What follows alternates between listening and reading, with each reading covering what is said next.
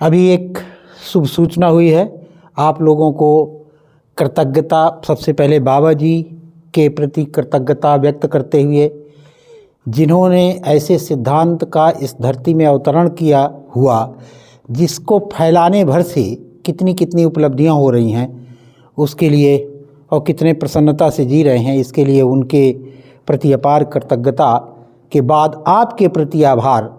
आपका आना इस शिविर में हमारे लिए बड़ा शुभकारी हुआ। अभी आज ही एक पुरस्कार जो शिक्षांतर ने 5 बेस्ट एडुकेटर ऑफ इंडिया, 5 पूरे देश से बेस्ट एडुकेटर चुने हैं, उनमें एक मेरा भी नाम है। इसके लिए आप सबका आगमन हम सब के लिए शुभ रहा। उसमें 1 लाख रुपए का पुरस्कार दिया जाएगा। तो ये आपका आगमन हमारे लिए बड़ा शुभकारी रहा है, इसके लिए आभार। अब खेती जी को आपने कहा था ना कि पुस्तक के लिए पैसा नहीं आ गया। नहीं, मैं इन लोगों से भी बता रहा था कि आप काम कहीं करते हैं और कहाँ से क्या आता है, और देखिए पैसा आया और सम्मान देकर आया। हम पैसे के पीछे बढ़ते हैं तो सम्मान चला जाता है, सम्मान दे के आया। तो छुटपुट अब खेती से संबंधित जुताई, बुआई, निराई, गुड़ाई, खाद बनाना, पानी कैसे हो, ये सब की चर्चाएं धीरे धीरे हुई। अब हम एक मन बनाएं कि सब एक साथ कैसे एक व्यू में आए ताकि हम अपने खेत का डिजाइन तैयार कर सकें।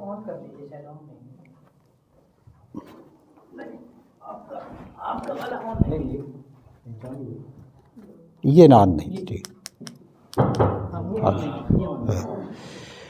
तो मोटा मोटी एक व्यू बन जाए कि हम अपने खेत को कैसा सजाएं।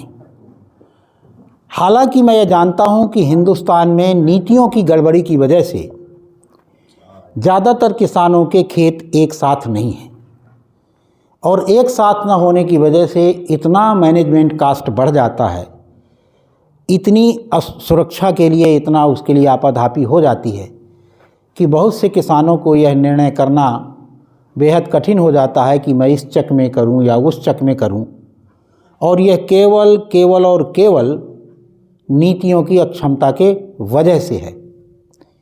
तो इसके लिए एक अलग से बात होगी, और यह भी ध्यान में रखे कि हमें, चूँकि नीतियां सरकार के हाथ में हैं, तो किस प्रकार से ऐसी नीतियां सरकार से बनवाएं कि हर पीढ़ी में, हर 20 साल में, 25 साल में परिवार बढ़ते हैं तो बंटवारे बढ़ते हैं। तो क्या तरीका निकाला जाए कि हमारे खेत न बटें, खेत कंसोलिडेट ही रहें पीढ़ी दर पीढ़ी। इस तरह का कोई नया नियम कानून हम बना सकते हैं। ऐसा तरीका कोई निकाले सरकार। इस तरह के लिए आप लोग स्वयं सोचकर कोई सुझाव हो तो वो सुझाव भी दे सकते हैं, लेकिन इसको ध्यान में रखना चाहिए। ये कोई ऐसी आपदा नहीं है कि प्रकृति ने दी है या भगवान ने हमको दी है, यह हमारी बनाई आपदा है कि हर पीढ़ी में हम छोटे हो जाते हैं। 4-4 चक, एक पिता के 4 लड़के हैं और 4 चक हैं, तो चारों चकों में 4-4 हिस्से हो जाएंगे। ये कौन सी बुद्धिमानी है? ये अंग्रेजों के ज़माने के लिए कानून ठीक था, क्योंकि हमारी लड़ाई के ऊपर उनकी आमदनी टिकी थी। अब हमें लड़वा के हमारी ही सरकार क्या पा जाएगी भाई? अब तो अंग्रेज नहीं है ना यहाँ। तो यह सरकारों को लिखना चाहिए कि भाई ऐसे कानून बनाओ ताकि हर पीढ़ी में मैनेजमेंट का कितना अपव्यय होता है, कितना उत्पादन घटता है, कितना इंतजाम करना पड़ता है, सब देखिए। तो इसको लिखिए, एक टास्क है हम सब के लिए साझा, हमारी साझी परेशानी है, चाहे वो गुजरात की हो, चाहे महाराष्ट्र की हो, चाहे उत्तर प्रदेश की हो, चाहे मध्य प्रदेश की हो। पूरे देश में मेरे ख्याल से मिश्रा जी भी छत्तीसगढ़ का बिहार में भी यही प्रॉब्लम है। एक आदमी के पास 4-4 चक, 5-5 चक, कहाँ बेचारा दौड़ेगा? अंत में उसको ये लगता है इसको बेच दें तो ज़्यादा अच्छा है, दौड़ के परेशान हो जाता है। जबकि दोष किसका है? नीतियों का। तो नीतियाँ अपने हिसाब से बदलवाएं। और किसानों की ये बड़ी कमी है कि वो सोच लेते हैं सब भगवान की मर्जी से हो रहा है। भाई ये नीतियों की कमी की वजह से हो रहा है। या तो कोई किसान माने आपके जैसा कोई किसान जो इस पीड़ा से पीड़ित है और वहाँ चला जाएगा, 10 मिनट में इसका कोई समाधान निकल आएगा, कोई कानून बन जाएगा। कानून तो हम ही को बनाना है। अच्छा, तब की सरकार ने अपने हिसाब का कानून बनाया था कि आप जितना लड़ेंगे सरकार का उतना फायदा होगा। दो व्यक्तियों की लड़ाई के बीच में कौन घुसता है? सरकार घुसती है। अब उनको सरकार को घुसने से हमसे क्या उनको हमें सताने में इस सरकार को क्या मजा आएगा जो हमारी ही वोटों से बनी है, हमारी ही सरकार है। लेकिन उनका ध्यान, क्योंकि किसान ध्यान नहीं दिलाना जानते हैं, उनको ध्यान आना नहीं है। जैसे अभी बात हुई, इनको ये पीड़ा है कि कोई तालाब कब्जा करे। भाई कहाँ रहे? लड़ना चाहिए किसान उससे, सरकार से, मैंने बताना चाहिए अपनी पीड़ा कि भाई बढ़ाओ इसकी सीमा। कब तक हम एक ही घर में 6 पीढ़ियाँ 1947 से कितनी पीढ़ियाँ हो गई होंगी? मेरे ख्याल से 6, 7, 8 पीढ़ी तो हो ही गई, 6 तो हो ही गई होंगी। अब 6 पीढ़ी में कितना परिवार बढ़ जाते हैं, कहाँ तक रहेंगे उसी में, है ना? तो अपनी इतना भी किसान अगर विश्लेषण नहीं कर पाते हैं तो क्या होगा इस देश का भाई, है ना? खैर, तो 6 सिद्धांत हैं और 4 सावधानियां हैं। तो खेत अपना डिजाइन करते समय पहला ध्यान रखें कि खेत हमारा आत्मनिर्भर हो। आत्मनिर्भर का मतलब खेत में लगने वाली सारी चीज़ें खेत से आएं। पहला बिंदु है इसका। खेत में प्रयोग होने वाली वस्तुएं खेत से ही आए। क्या क्या वस्तुएं हैं? बीज, खाद, पानी, उर्वरता। खाद और उर्वरता एक ही बात है। हाँ, उर्वरक, कीट नियंत्रण और ऊर्जा। ऊर्जा का मतलब जुताई, बुआई, कटाई, मड़ाई, गहाई आदि में ऊर्जा लगती है ना, इसको हम एक शब्द दे सकते हैं, ऊर्जा। तो ऐसी ऊर्जा का प्रयोग करें जो हमारे खेत से आती हो। जैसे ही हम खेत में लगने वाली चीज़ के लिए बाजार जाएंगे तो हमारा यह वैसा ही छेद है कि हम कुएं से पानी भरें और अंदर हमारे होल हैं, ऊपर आते आते वो पूरा वहीं का वहीं रिस जाएगा। ठीक है? इसको और ज़्यादा डिटेल करने की ज़रूरत है क्या? नहीं है। इसकी बात भी हुई, खाद कैसे बनाना है, अभी आप पिछली क्लास में पढ़े होंगे। बीज अपना कैसे संरक्षित करना है, इसका समय नहीं मिलता है, आपके पूछने पर उसका भी डिटेल किया जाएगा। बीज संरक्षण की विधा, प्राकृतिक और देसी विधि से बीजों का संरक्षण करें। अपने खेत में होने वाले बीजों को अपने पास बचाएं और बीज का संवर्धन भी करें। बीज संवर्धन के लिए हमारे यहाँ एक कहावत है, आपके यहाँ भी होगी, 3 साल हर साल खेत बदल दें और 3 साल में डाढ़। माने इस खेत का बीज उस खेत में, उस खेत का बीज उस खेत में लगाएं। इससे बीज इम्प्रूव होता है, उसमें एक एडेप्टेशन की प्रोसेस होती है। हर प्रकार की मिट्टी में अपने आप को एडेप्ट करता है, तो वो क्या होता है, उसके जीन्स में ताकत आती है लड़ने के लिए। तो क्या बढ़ता है? उत्पादन बढ़ता है। 3 साल में डाढ़, माने उस गांव की सीमा से बाहर 3 साल में चला जाना चाहिए और दूसरे गांव का बीज हमारे पास आना चाहिए। इस क्रम को बनाए रखने से बीज का संवर्धन होता है, बीज की जो गुणवत्ता है वो मेंटेन बनी रहती है।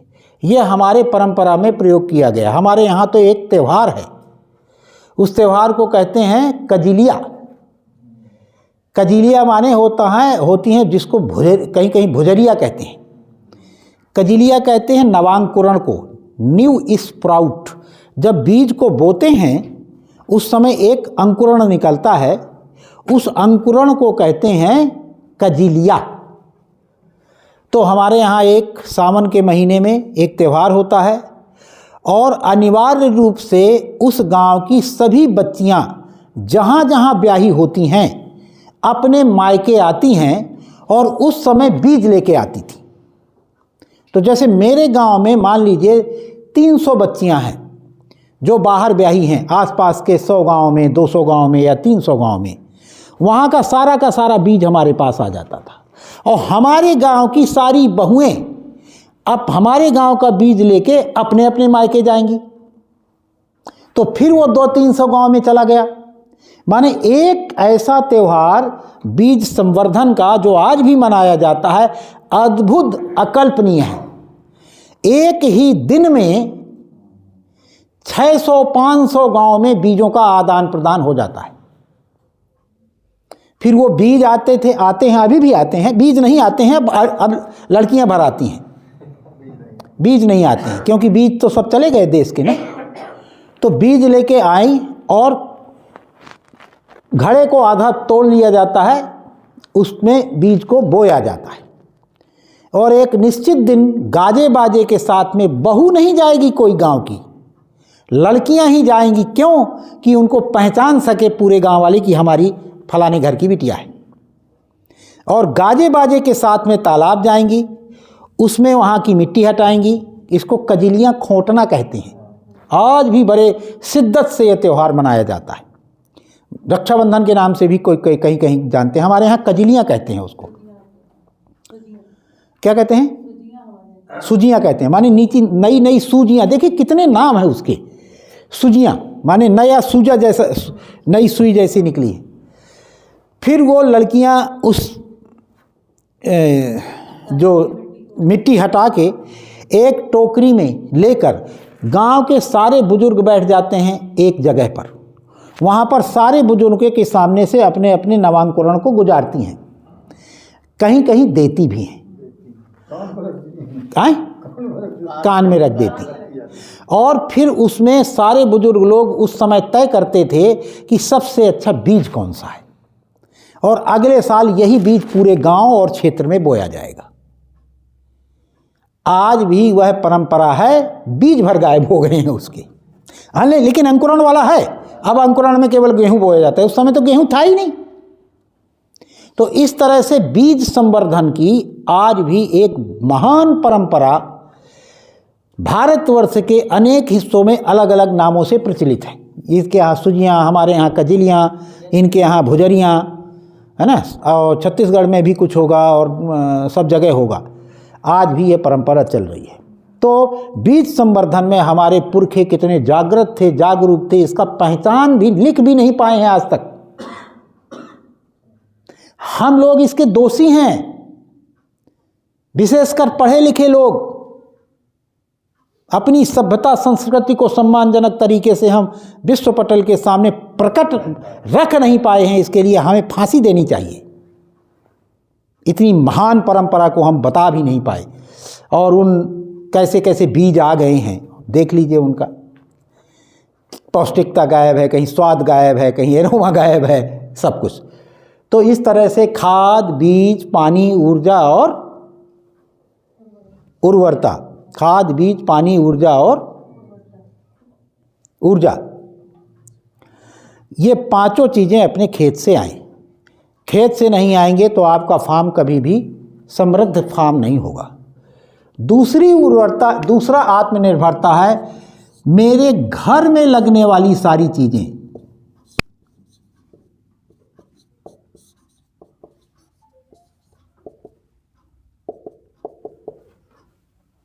घर में दाल, सब्जी, अनाज, तेल, धनिया, मिर्चा, जो जो हमारे एग्रो क्लाइमेट में संभव हो, सब का सब खेत से आए। ठीक? तो अपना अगर ऐसा डिजाइन बनाएंगे तो आपका ये खेत आत्मनिर्भर होगा। आपके पास जो भी उत्पादन होगा वो आपके पास टिकेगा, अदरवाइज टिकेगा ही नहीं। तो पहला सिद्धांत आत्मनिर्भरता का सिद्धांत, यानी सेल्फ सफिशिएंसी का। ठीक है? दूसरी चीज संतुलन का सिद्धांत। अगर मेरे खेत में असंतुलन हुआ तो पूरी धरती के में हम तालमेल नहीं बिठा पाएंगे। संतुलन का सिद्धांत इसके पहले वाले उसमें हुआ ही है। तो संतुलन का क्या तात्पर्य है कि जल संतुलन, वायु संतुलन और ताप संतुलन, अर्थात समय से वर्षा होने के लिए, समय से गर्मी पड़ने के लिए, समय से जाड़ा पड़ने के लिए, उपयुक्त गर्मी, उपयुक्त जाड़ा और उपयुक्त बरसात होने के लिए आवश्यक है कि हम अपनी धरती के फ्लोरा और फौना का संतुलन बना के रखें। अगर हमने धरती का फ्लोरा फौना का संतुलन नहीं बनाया तो वर्षामान, तापमान और ऋतुमान में अंतर आएगा। यदि वर्षामान में अंतर आया तो अतिवृष्टि, अनावृष्टि, ओलावृष्टि, अवृष्टि आदि के रूप में हमें प्रकट होगा। और मान लीजिए पानी समय से बरस जाता है तो किसान की कितनी आमदनी बढ़ती है, कितना उसका श्रम घटता है, कितना पर्यावरण संतुलन होता है। यदि समय से बरसात होने लगा तो सारे किसान सुखी और समृद्ध हो सकते हैं। हमें ज़मीन के नीचे से पानी निकालने की ज़रूरत नहीं होती है। जिस साल भी समय से बरसात हो जाती है लाखों लाख लीटर डीजल बच जाता है, लाखों टन कोयला बच जाता है, बिजली नहीं लगती है। अपने आप ये फायदा हो जाता है बरसात समय से अगर हो जाती है तो। और समय से बरसात नहीं होता है तो ये तुरंत चला भी जाता है, क्योंकि किसान अपने खेत और फसल को प्यासा नहीं देख सकता है। वो फिर उसके लिए चाहे जो कुछ भी करना पड़ता है वो करता है, उसके लिए जान की बाजी लगा देता है। कभी कभी तो मैंने देखा है किसानों को, उनको पता है कि इसमें कुछ नहीं मिलेगा, फिर भी उसकी कटाई करवाता है, फिर भी उसको दाना लाता है। उसके मन में है कि दाना तो किसी के पेट में जाएगा, पैसा तो मेरा लॉस जाएगा। फिर भी मैंने किसानों को उसको चुनते, कोई व्यापारी ऐसा नहीं कर सकता। ये किसान ही है जो जान जाता है कि मेरा घाटा होने वाला है आर्थिक रूप से, फिर भी वो एक एक दाने को चुन के लाता है कि किसी के पेट पालेगा। ये पैसे से तोलना बंद कर देता है। मैं स्वयं उनमें से एक बार मुझे अनुभव हुआ कि हमने एक ऐसी वैरायटी का गेहूं लगा दिया और हमारे पास पानी का प्रबंध नहीं था। तो वो जैसे ही वो पानी मांगने लगे तो मुझे नींद आनी बंद हो गई। पैसा बिल्कुल नहीं था। भैया कर्जा लेके तुरंत ट्यूबवेल करवाया, तुरंत नई पंप इसी, पता चला 1.5 लाख रुपए कर्जे में चले गए और सिंचाई हुआ उसमें। तब तक काफ़ी देर हो गई, 8-10 दिन लग गए और जो नुकसान होना था हुआ, लेकिन मुझे नींद ही आनी बंद हो गई। मैं जानता था कि इसमें 50,000 का भी गेहूं नहीं निकलना है, 1.5 लाख रुपया लगाया मैंने। तो ये किसान के ऊपर एक बड़ा दबाव होता है कि वो अपनी फसल को मरते नहीं देख सकता है, प्यासा नहीं दे सकता है, उसको करना ही पड़ेगा, कुछ करेगा ही, करता ही है। अकेले मैं नहीं हुई है, सारे लोग ऐसे ही करते हैं। अभी धान में इस साल बहुत बाद में बरसात हो गई तो बहुत सारा हमारे एरिया का धान कोलैप्स हो गया है। मैंने देखा कटाई 2,000 रुपये बीघे लग रही है, लेकिन फिर भी कटवा रहे हैं। उनको पता है कि इसमें धान ही नहीं निकलना 1,000 रुपये का, लेकिन कटवा रहे हैं। क्यों कटवा रहे हैं? आप लोगों के लिए, इस धरती के लोगों को पालने के लिए, इस सरकार के लिए। लेकिन इसका मूल्यांकन नहीं है बेचारों का। वो चाहें तो उसको छोड़ दें तो ज़्यादा फायदे में, दूसरी फसल ले ले, वो खाद बन जाएगा, उसमें रोटावेटर चला दें, लेकिन नहीं कर सकते। वो दाना लाएंगे चाहे जितना घाटा हो जाए, इसका मूल्यांकन ही नहीं है किसानों का।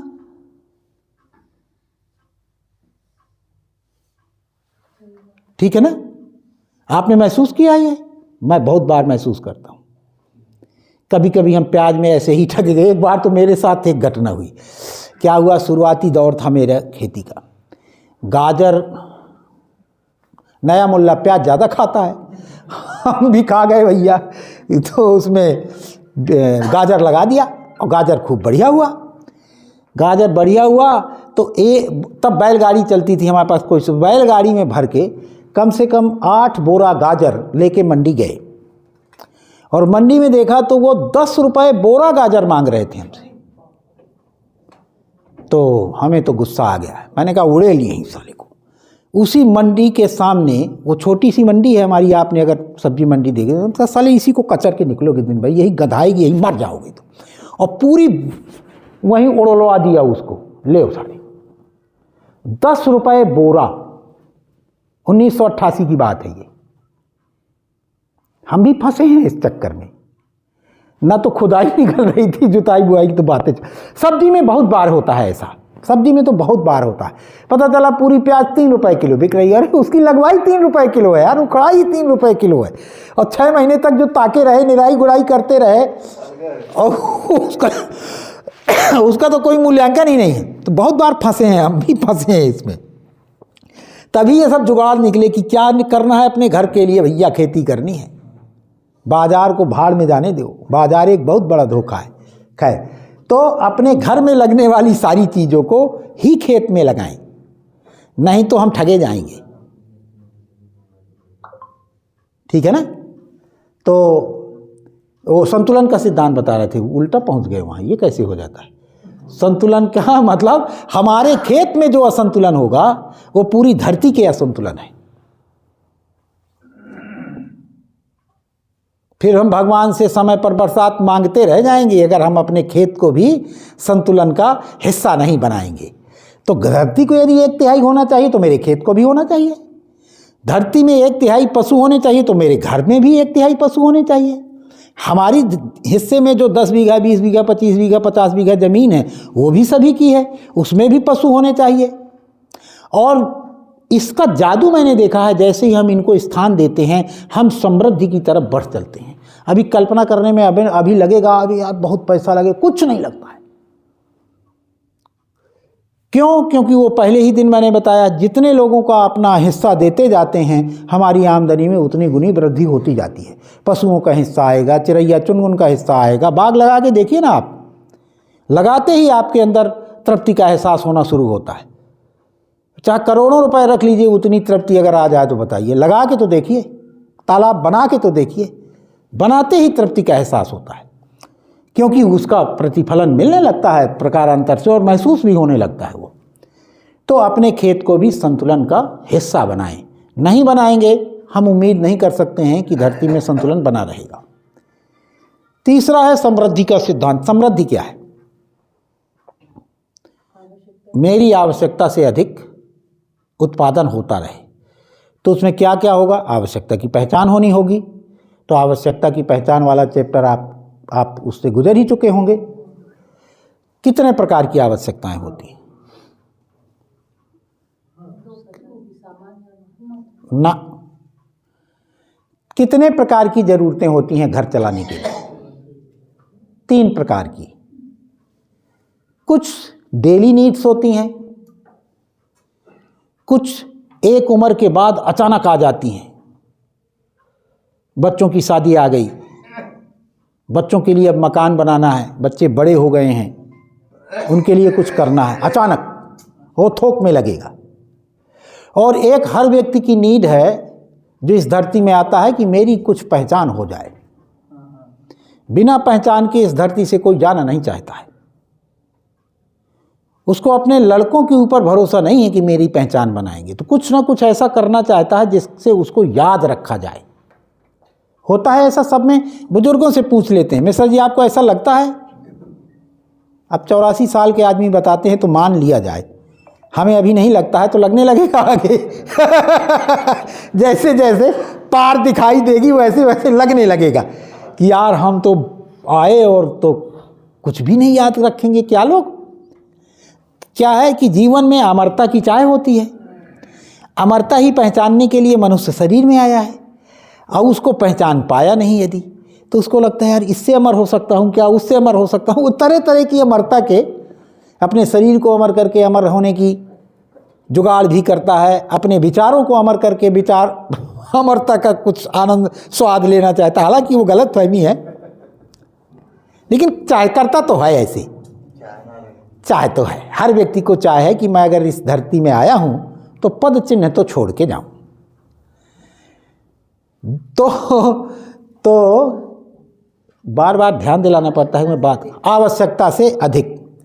तो तीसरी हमारी चाहत है कि हम माने तीसरी हमारी नीड है कि हम ऐसा कुछ करें जिससे हमारी पहचान बने। तो तीनों प्रकार की नीड हो गई। माने डेली नीड का भी आपने एलेबोरेशन किया ही होगा। उसमें कुछ पैसा भी होगा, कुछ डीजल है, कुछ पेट्रोल है जो पैसे से ही आता है, कुछ सीधे वाली चीज़ें भी हैं, टमाटर है, भाटा है, धनिया है, माने मिर्चा है, अनाज है, दालें हैं, सीधे आ जाती हैं खेत से। लेकिन कुछ तो पैसे से ही आती हैं, तो कुछ तो पैसा भी रोज चाहिए। तो जब अपने फार्म का डिजाइन करें तो प्रतिदिन 200-400 रुपए कैसे आएगा उसको डिजाइन में डाल लें। किसान की प्रॉब्लम क्या है? वो सोचता नहीं है। किसान की एकमात्र प्रॉब्लम है वो बिना विचार के खेती करता है।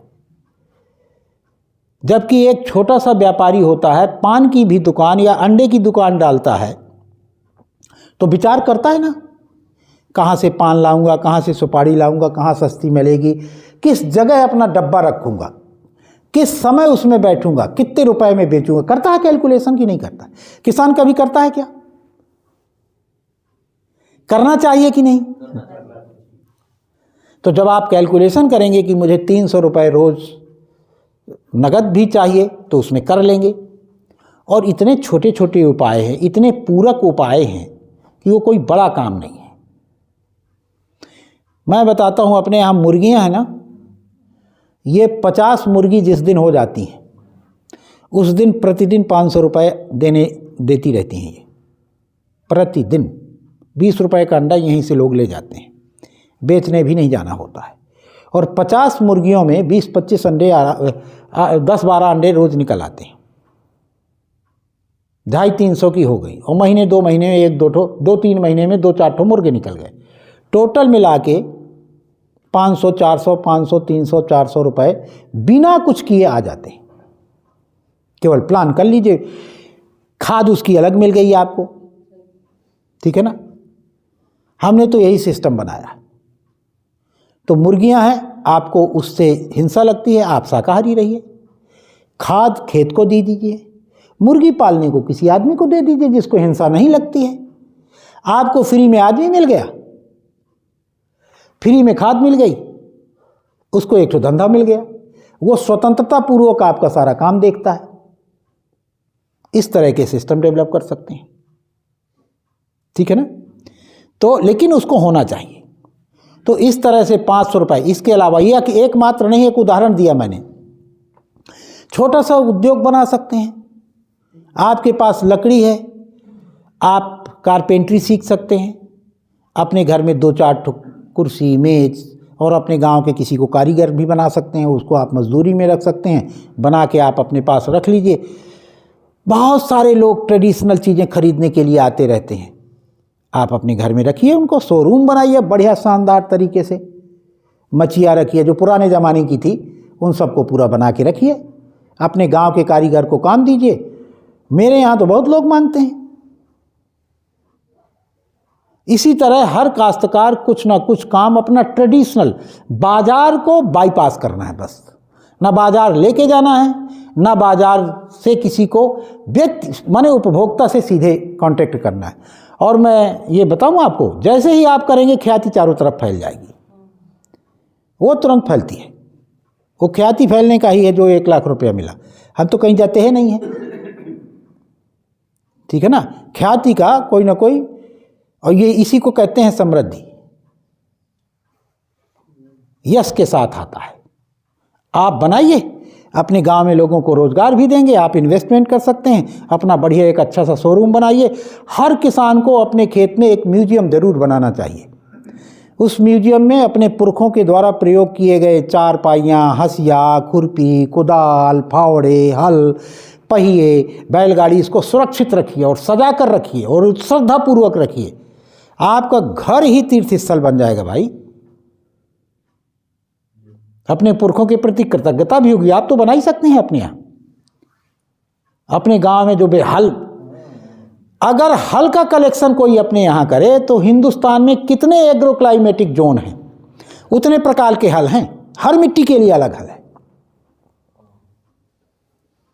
आप हंसिया का कलेक्शन देखेंगे तो पूरा हिंदुस्तान में आश्चर्यचकित हो जाएंगे कि हंसिया इतने प्रकार का हो सकता है। आपके यहाँ वही बनवाएंगे।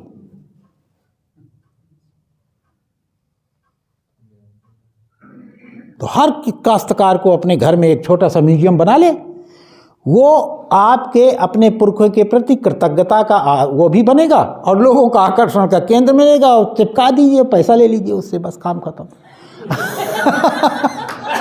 आपके लिए तो खेल है वो। आपने कारीगर को काम भी दे दिया एक ठो।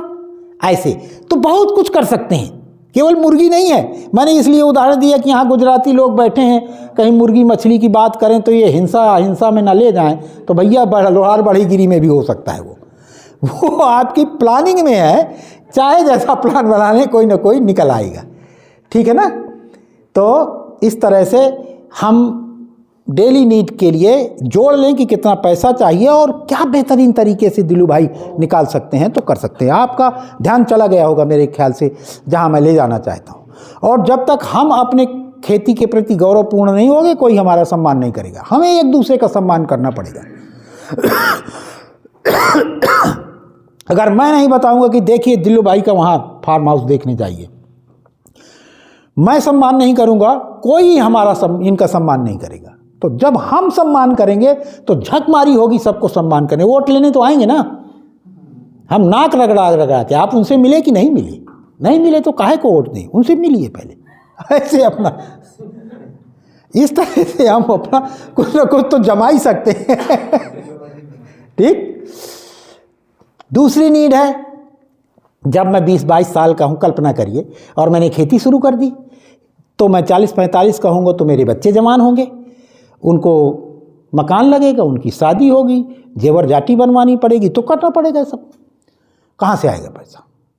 तो जब प्लान डिजाइन कर रहे हैं, कल आप जब डिजाइन कर रहे हैं तो ध्यान रखें कि 20 साल 25 साल बाद या 30 साल बाद कौन सा ऐसा पेड़ लगा दें कि इकट्ठा पैसा दे दे हमें, और उसको लगा दीजिए। जितने लाख चाहिए आज की कीमत के हिसाब से उसको जोड़ लीजिए, उतने ही लगा दीजिए, तब कीमत भी बढ़ जाएगी। मान लीजिए इन्फ्लेशन बढ़ेगा तो कीमत तो बढ़ेगी, आपका फिक्स डिपॉजिट होगा वो। कितने में मिश्र जी बता रहे थे वो पेड़ गया है? 70-80 हज़ार, 60 हज़ार। शीशम कोई बता रहा था ना कि शीशम नहीं, हाँ शीशम का ही पेड़ हाँ हमारे यहाँ 80-80 हज़ार में बिका है। एक एक, और 30 साल में बढ़िया पक के तैयार हो जाएगा वो।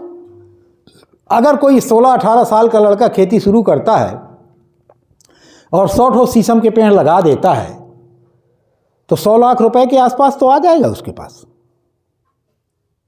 हाँ, और 100 लाख ना आ जाएगा 50 आ जाएगा। और 100 लाख जानते हैं कैसे बना देंगे? अपने गांव को ही बढ़ई को बताएंगे कि इसको घन फुट में निकालो। शेष लकड़ी को हम तापेंगे, खाना बनाएंगे, घन फुट में बेचेंगे। भाई हम बाजार में दे देंगे तो वो घन फुट में बेचेगा उसको, हम भी घन फुट में बेचेंगे। और ज़्यादा पैसे की ज़रूरत है तो अपने बुढ़ाई को बुलाएंगे, चलो बना डालो इसकी चारपाइयाँ, कुर्सियाँ, फलाना ढिमका। जितना आदमी है आपके अहमदाबाद के आसपास का सब वहाँ फर्नीचर लेने जाने लगेगा। हमारे यहाँ जब शादियाँ होती हैं ना मिश्रा जी, तो फर्नीचर पन्ना और छतरपुर लेने जाते हैं, क्योंकि वहाँ शीशम सागौन मिलता है। जी एमपी जाते हैं, क्यों जाते हैं? साख है वहाँ, जब आप लगाएंगे तो आपकी साख नहीं हो जाएगी, तो वही 2 करोड़ का बिकेगा। तो हमारे ऊपर है उसको कैसे वैल्यू ऐड करनी है, हम कर सकते हैं। तो मिड इसमें किसी को कोई आपत्ति?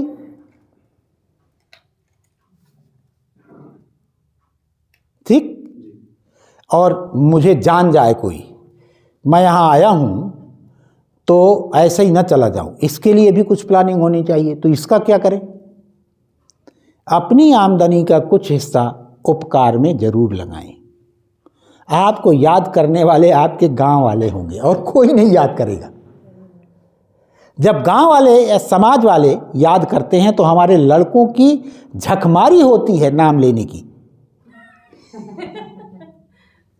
फलानवा के लड़के हो, तुम्हें शर्म नहीं आती है शराब की दुकान के सामने खड़े होते हुए? फलानवा के लड़के हो, शर्म नहीं आती है गलती करते हुए? दिलाएंगे ना समाज वाले, उसके ऊपर दबाव बनता है अच्छा होने के लिए। जब आप समाज के लिए कुछ करते हैं तो चाहे कोई रोके, ज़्यादा बड़ा हिस्सा समाज में ही डालते जाइए अपनी। और जो विकसित मानव का, अति मानव का, देव मानव का जो व्यवहार होता है वो जानते हैं क्या होता है? अपने लिए न्यूनतम, समाज के लिए अधिकतम। ये देव मानव का व्यवहार है। तो हमारे अंदर देवत्व आता है। तो जैसे जैसे हम उपकार बढ़ाते जाते हैं, उपकार का मतलब जबरदस्ती कंबल बांटना नहीं होता है। उपकार एक पूरक होने के रूप में, जैसे मैं एक उदाहरण मुझे बहुत अच्छा लगता है, हमारे पड़ोस का है। दाढ़ी बाबा करके एक व्यक्ति थे हमारे बगल के गांव में। वो बड़े शौकीन आदमी थे। अपने भाई को विधायक बनाया, विधायक बना नहीं, अपने भाई को विधायक बनाया। और वो कितना सामाजिक आदमी था। उसके यहाँ एक कल्लू करके एक चमार काम करता था, वो करता था। तो कहा है भैया यह साल बिटिया का भी आओ तय कर लीन है। ठीक है, फलानी बिंधिया आसों तो फलानी बंधिया आसों तोर। उसकी 20-25 बीघे की बंधिया, बंधिया कहते हैं हमारे यहाँ खेत को, इस साल तुम्हारी। बीज हमारा, खाद हमारा, फसल उसकी। ये है उपकार, पैसा नहीं, ये बंधिया तुम्हारी हो गई इस साल के लिए। वो दे देता था। जब तक जिंदा रहे आज तक कोई उनके अलावा, उनके घर के अलावा कोई प्रधान नहीं हुआ। गुरे की हैं, चंद्र भैया के भाई की बात कर रहा हूं मैं, हमारे पड़ोसी हैं बिल्कुल। समाज को आप इतना देंगे वो इतना लौटाता है। और अपने घर में चाहे जितना भर दीजिए, आघा जाए तो बताइए। हाँ, माया इसी को आ कहते हैं। और समाज में आप इतना करेंगे इतना आएगा। तो उपकार के भावना से अपने अमरता के आनंद को लिया जा सकता है, कुछ उससे होता है। उपकार का स्वरूप अपना अपना तय कर ले, लेकिन उपकारी बनेगा किसान तभी जाके वो समृद्धि का अनुभव करेगा। तो ये हो गए संतुलन में। एक चीज छूट गई है लेकिन मेरे ख्याल से आई गई है, वो उर्वरता भी आ गई है। जल का संतुलन, वायु संतुलन, ये सब पूरा। तो अपने खेत का जो डिवीजन करना है उसकी भी बात आई गई होगी। चौथा है पौष्टिकता का सिद्धांत। पौष्टिकता क्या है?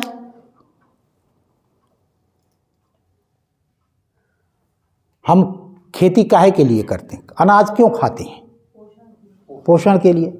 और अनाज का पोषण ही गायब हो जाए तो काहे के लिए हो गया? मशीनों को ज्यादा काम करवाने के लिए। अभी तो यही हो रहा है। तो जितना ये ज़्यादा उत्पादन के लालच में फंस के जो किसान अपने खेत को, अपने आप को, अपने स्वास्थ्य को, अपने समाज के खाने को बर्बाद करता है, यह बिल्कुल नहीं करना चाहिए। चाहे जितना लालच मिले, इतने मन का बीघा, उतने मन का बीघा, अपने टेस्टेड बीज ही बोएं। कारण उसका ये है, जेनेटिक्स का सिद्धांत है। पहला ही सिद्धांत है जेनेटिक्स का, there is negative relationship between quality and quantity. यदि आप क्वांटिटी बढ़ाना है तो क्वालिटी घटेगी ही। इसमें मैंने गाय का उदाहरण दिया था, रिपीट करने की ज़रूरत नहीं है। गाय का दूध बढ़ाने के लिए या तो उसकी उम्र घटाते हैं, या उसके बयान की संख्या घटाते हैं, या उसकी हड्डी को कन्वर्ट करने का कोई तरीका निकाल लेते हैं जो दूध में बदल जाता है। तो ज़्यादा दूध देने वाली गाय के तुरंत हाथ पांव टूटते हैं, तुरंत होते हैं ना, कमज़ोर हो जाती है, क्योंकि कैल्शियम ही टूट के दूध में बदल जाता है। तो अगर हम पौष्टिकता को बनाना है तो हमें उन्हीं बीजों को जिनकी सस्टेनेबिलिटी है उन्हीं को चुनना है। इसी प्रकार पेड़ पौधों में हाइब्रिड है। अब तो बाग लगाते हैं तो खेती की तरह बाग लगाते हैं। 6 कितने फुट में बताया था उस दिन भैया ने, अरविंद जी? 15 फुट में पेड़ लगाने का क्या मतलब है बताइए? अभी तो कच्छ वाला बताया था आपको, जो बिजनौर में आया था। हाँ हाँ, 5 फीट में बताया आपको लगाने के। बताइए 5 फीट में क्या लगाएंगे? काहे के लिए फिर लगा रहे हैं उसको? और बाग लगाया जाओ 3 पीढ़ी न चले तो क्या मतलब है बाग लगाने का? भाई 3 पीढ़ी क्यों चले?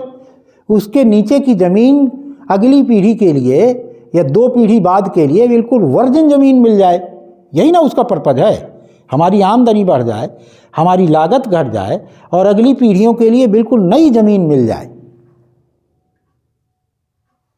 कोई पर्पज नहीं सॉल्व होगा उससे। तो हम तो नहीं रेकमेंड करते हैं। हमारा कहना है बीजू पेड़ से तैयार करिए, बीजू फल लगाइए, ऐसा लगाइए जो 100-150 साल चले। तो बीज से पैदा होने वाले पेड़, उनकी उम्र 100 साल 150 साल होती है और उत्पादन भी बहुत ज़्यादा होता है इनकी तुलना में। बस एक ही कमी है कि कोई 7 साल बाद, कोई 8 साल बाद, कोई 10 साल बाद फल देगा तो देगा। हमें कौन सी जल्दी है भाई? जब हम जान ही गए कि हम अमर हैं तो शरीर तो बदलेगा, फिर आके इसका आनंद लेंगे। क्या दिक्कत है? हम ही अपने नाती पनाती होके आ जाएंगे, फिर आनंद लेंगे। लेकिन इस डर से कि हम ही को खाने को मिल जाए, इसी जन्म में मिल जाए, ये कौन सा तुक है भाई? कोई गारंटी है क्या कि हम शाम को बल्ब की तरह फ्यूज ना हो जाए? इसे तो कोई गारंटी नहीं है ना। लेकिन अच्छे काम नहीं बंद कर सकते हम शरीर के, अपने आप को शरीर मानकर। तो हमारा तो कहना है कि आप ऐसे पेड़ों का चुनाव भी करें जो बीजू हों और ज़्यादा दिन तक चलते हों, ज़्यादा फल देते हों, ज़्यादा दूर दूर लगाइए ताकि बहुत दिनों तक उसके बीच में खेती भी करते रह सकें। अब बहुत सारी ऐसी फसलें भी आ गई हैं कि आप निरंतर खेती कर सकते हैं। हल्दी उसी के नीचे हो जाती है, अरबी उसके नीचे हो जाती है, अदरक भी हो जाती है, और भी चीज़ों का आविष्कार हो जाएगा। बहुत भरा पड़ा है, सर्वे करते रहिए, कोई ना कोई चीज़ मिल जाएगी। बरसीम नहीं होती, बरसीम मैंने लगाई, उसमें तो बलक जाती है जी। मैं तो कहता हूँ आम का 50 फुट से कम नहीं होना चाहिए, यदि 60 कर सके तो और अच्छा। आपको इसका अध्ययन करना हो तो चाहे कभी आइए तो मैं आपको दिखाऊंगा। हम पुष्पेंद्र भाई एक बार करण सिंह भाई साहब के गांव जा रहे थे, तो मुझे उस गांव का नाम याद नहीं है। हमारे आमों में जितना फल था उससे 4-4 गुना 3-3 गुना ज़्यादा उन आमों में फल था। उसी आम के सीजन में गए थे हम, तो था क्या कि वो एक लाइन से एक ही मेड़ में लगे थे, वो दूसरी लाइन ही नहीं लगी थी। मेरा एकदम ध्यान गया कि देखिए इसमें 2-2 गुना। छोटा भैया का केला पेड़ है उसी के खेत में, कभी भी वो 8 कुंटल 10 कुंटल से नीचे नहीं आता, 5 कुंटल 6 कुंटल 4 कुंटल से नीचे नहीं आता। हमारा कोई पेड़ 2 कुंटल से 2.5 कुंटल से ज़्यादा नहीं जाता। तो जब हम सघन, ये हमारी गलती है। तो एक तो हम ये रिकमेंड करते हैं कि 50 फुट से कम नहीं हो आम, ज़्यादा हो तो बहुत अच्छा, और मिक्स बाग लगाएं। हमसे दूसरी गलती हुई है, जो तब हम जानते नहीं थे तो बाग लगा दिया, तो अकेले अमरूद का लगा दिया, फिर आम का लगा दिया। अब नया बाग जो कनक के यहाँ लगवा रहे हैं, मिक्स बाग लगवा रहे हैं। ठीक है, जितनी दूर लगाएंगे उतना उत्पादन बढ़ जाएगा और बीच में खेत भी निकल आएगा आपका। नींबू लगाइए तो 9 मीटर से कम मत लगाइए, 9 मीटर। आप जितना बोल रहे हैं ना, हम लोग 10 मीटर में आम लगाते हैं। हाँ, पहले वाला आप लोग कम करने लगे। हाँ, तो 6-7 फीट से ज्यादा बढ़ नहीं लेते। पेड़ इतना बढ़ जाता है, कोई वो तो फालतू की मेहनत है। वो एक बहुत बड़ा प्रॉब्लम हो गया हम लोगों के लिए जी। कि पेड़ पर ही हम खड़ा हो जाते हैं। हाँ, इतना बड़ा पेड़ हो गया है कि आम निकालना मुश्किल है आज के तारीख में। पहले के लोग चढ़ते थे, आज वैसे चढ़ने वाला आदमी नहीं। आजकल लोग पेड़ चढ़ नहीं पाते। हाँ, ये एक प्रॉब्लम हुआ है। नहीं तो उसका तरीका है भैया, आप ऊपर से प्रून कर दीजिए, उसकी ब्रांचेज चले जाने दीजिए। तो आप चौड़ाई में ज़्यादा दे दीजिए, 50-60 फुट की दूरी दे दीजिए, ऊपर वाला हिस्सा काट दीजिए, नीचे वाली ब्रांच जाने दीजिए, आम नहीं गिरता। अमरकंटक में आपने देखा हो जो बगीचा है, जो जहाँ शंकराचार्य जी का, कितनी भारी आम के पेड़ हैं। मैं समझता हूँ, मैंने तो जीवन में रीवा में देखे मैंने सुंदरजा आम का पेड़। अरे बाप रे, ये ऐसे खड़े हो जाए तो 5 आदमी 6 आदमी खड़े होंगे, 4 आदमी, तब जाके उस आम को घेर पाएंगे। इतने बड़े बड़े आम के पेड़ हैं। सुंदरजा है, कोई कहाँ गए पंडित जी कटनी वाले, चले गए कहीं गोविंदगढ़ में। सुंदरजा आम देखा है आपने, कितना भारी होता है।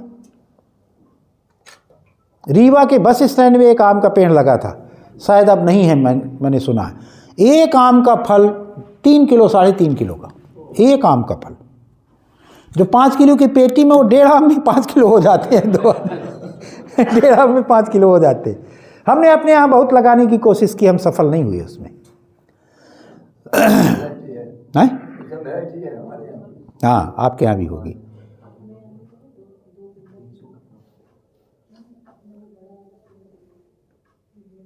जी, आपके पास है। नहीं, हमारे पास एक आधा केजी 800 ग्राम का होता है। काम, हाँ तो होगा, फजली होगा, बहुत सारे, मालदही है एक, ये सब 1 किलो के आसपास हो जाते हैं। हमारा ना एक मेड़ पे ऐसी पेड़ लगा है देसी वाला, उसमें इतने आम लगते, इतने आम, कितना वो बेल की तरह लटकते रहते हैं, हाँ। ग्रीन, और फिर पीला हो जाता है पूरा जब पकते हैं। पूरा पकता है ना। जैसे चित्र में बनते हैं ना, जी वैसा पेड़ होता है। जी जी जी जी।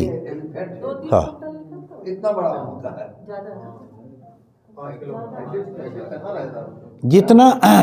जितनी दूर दूर आम का पेड़ लगाएंगे उतना ज़्यादा फरेगा। और उसके नीचे आप प्रयोग करते रहेंगे खेत को, उत्पादन बढ़ जाएगा, आपका औसत पूरा हो जाएगा। ठीक, नहीं मेड़ में नहीं लगा, मैंने देखा था मेड़ में लगा हुआ। मैं ये कह रहा हूँ कि 50 फुट की दूरी में लगाना है आम को। कोई ऐसा डायरेक्शन है, दिशा जिसमें लगाना है? हाँ, ये नहीं बताया है क्या अभी? आया है। देखिए, पेड़ लगाने के लिए एक ही 2-3 सिद्धांत हैं उसके, मुझे लगता है उसका आया नहीं संतुलन में। 2-3 सिद्धांत हैं। एक तो सुबह उगता हुआ सूरज हर पेड़ को चाहिए। तो अपने बाग का जब डिज़ाइन बनाइए तो सबसे छोटे पेड़ सबसे आगे लगाइए, सबसे बड़े पेड़ सबसे पीछे लगाइए, पूरब की दिशा में। तो पूरब की दिशा से छोटे पेड़ लगाइए ताकि उगता हुआ सूरज सबको मिले। नहीं तो क्या होगा उससे? मान लीजिए हमने पूरब की दिशा में एक भारी आम का पेड़ लगा दिया, तो क्या होगा? पश्चिम की दिशा वाले कंपटीशन करेंगे तो क्या होगा? वेजिटेटिव ग्रोथ ज़्यादा होगा। और वेजिटेटिव ग्रोथ और उसमें फल में भी निगेटिव संबंध होता है।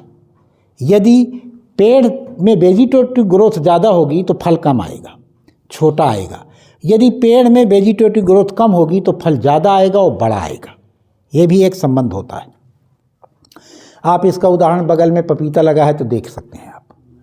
यही पपीता अगर सामान्य में रखा होता तो ये इतने में ही पूरा लोटपोट हो जाता। अभी वो बेचारा भाग रहा है सूरज की तलाश में, लंबा हो रहा है ना। तो इस तरह से इसको भी ध्यान रखें। और क्या ध्यान रखें बाग लगाने में? मोटा दूरी का ध्यान रखें। दूरी कम कर देंगे तो भी कंपटीशन उनमें बढ़ जाएगा। देखिए, हर पेड़ को, हर पौधे को पूरी की पूरी धरती और पूरा का पूरा आकाश चाहिए, जहाँ तक वो फैल सकता है। उसका अध्ययन कर लीजिए, कितनी दूर तक ये अधिकतम फैलता है, उसको उतनी दूरी की माप कर लीजिए, दूसरा लगाइए। खेती का कुल काम ही इतना है। खेती क्या है, क्यों सबसे अच्छा व्यवसाय है ये?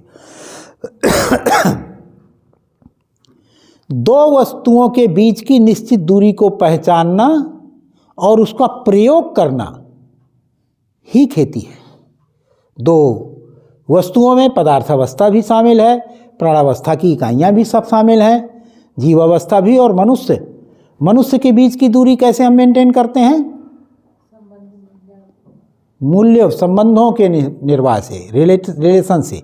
जैसे वही लड़की है, बहन है तो एक दूरी, बिटिया है तो दूसरी दूरी, माँ है तो तीसरी दूरी, पत्नी है तो चौथी दूरी।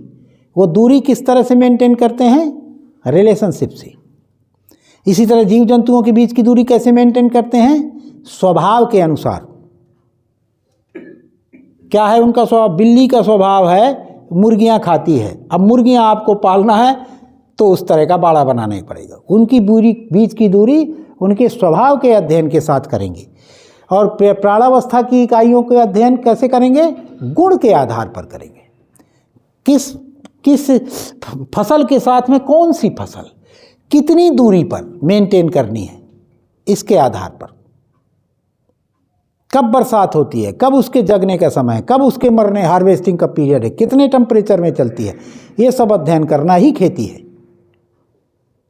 और इसी तरह पदार्थावस्था अर्थात तालाब, कुआं, बावड़ी, इन सब से भी सूरज, धरती, इनके मध्य कैसे मेंटेन करना है? इनके स्वरूप को बनाए रखते हुए। जितना तालाब होना चाहिए होना ही चाहिए, फिर उसका कोई विकल्प नहीं है। और इस दूरी को मेंटेन करना, दूरी को समझना ही किसको समझना है? ईश्वर को समझना है। हम सबके बीच में कौन है? 2 इकाइयों के बीच में कौन है? पृथ्वी और सूर्य के बीच में कौन है?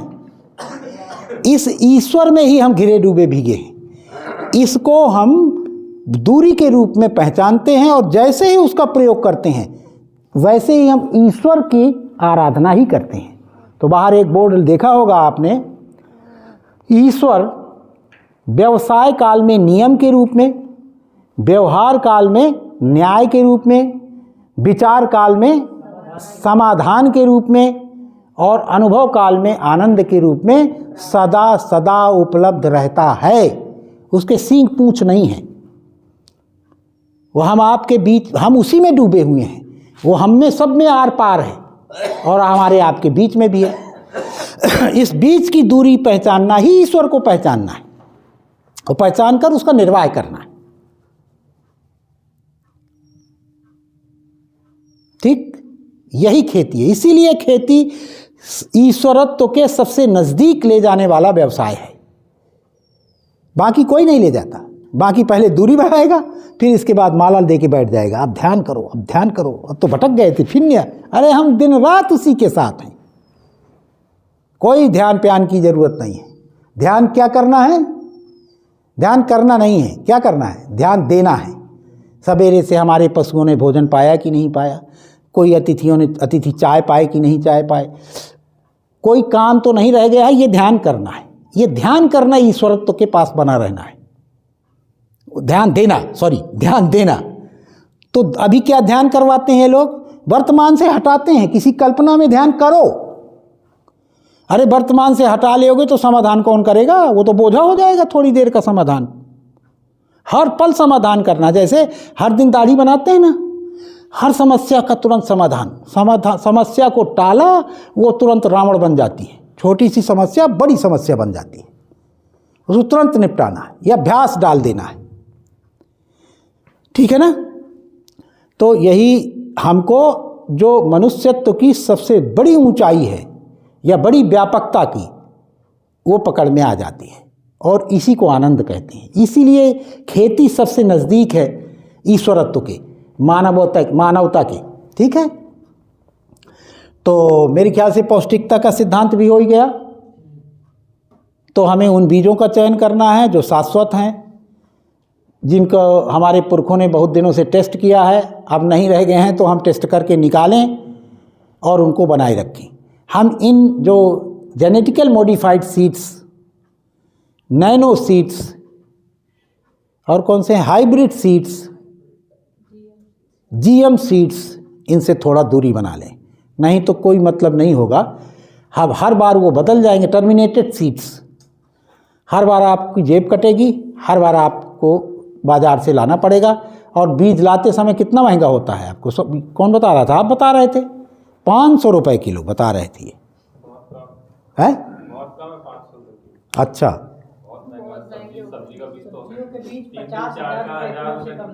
50,000 रुपये किलो। और सब्जी क्या भाव बिकती है?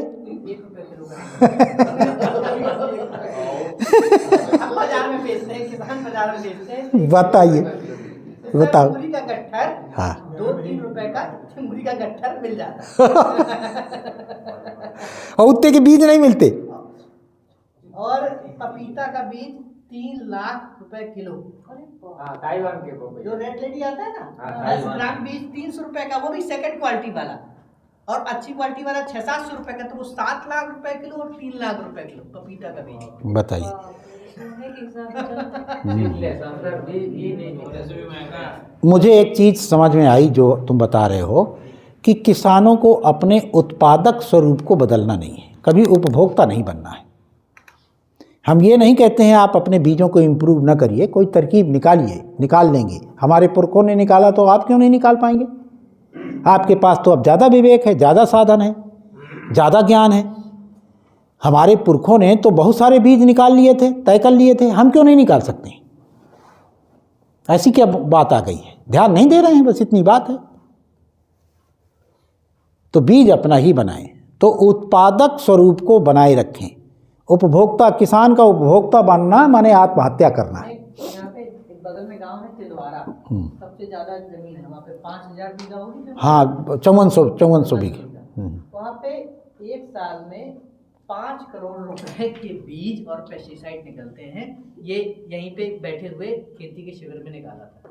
5 करोड़ रुपए एक साल में, जो पेस्टिसाइड्स, यूरिया और बीज में एक गांव से शुद्ध आय चली जाती है बाहर तिंदवारा के लिए।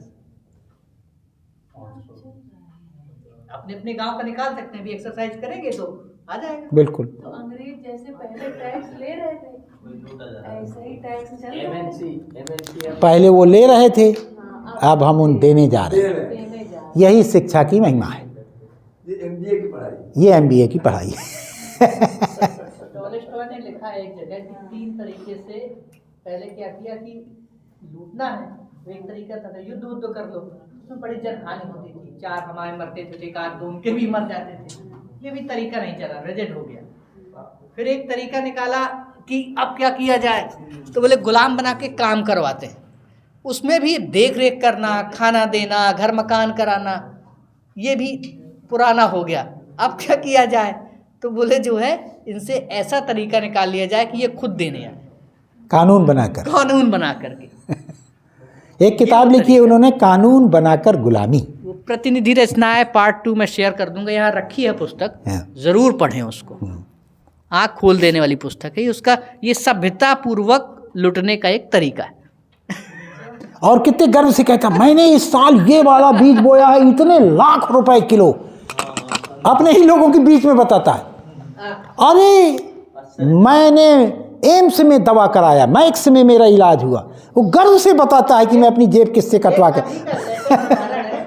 एक लेटर, एक राकेश मसाले हैं, हाँ। उन्होंने पॉली हाउस ले लिया है। हाँ। उनका उस दिन वो आया कंसल्टेंट, वो पॉली हाउस वाला, तो उसने बीज 8 रुपए का एक बीज खीरा का, एक पैकेट में है 100 बीज या 500 बीज, 8,000 रुपए का पैकेट हो, वजन में वो पैकेट था 100 ग्राम।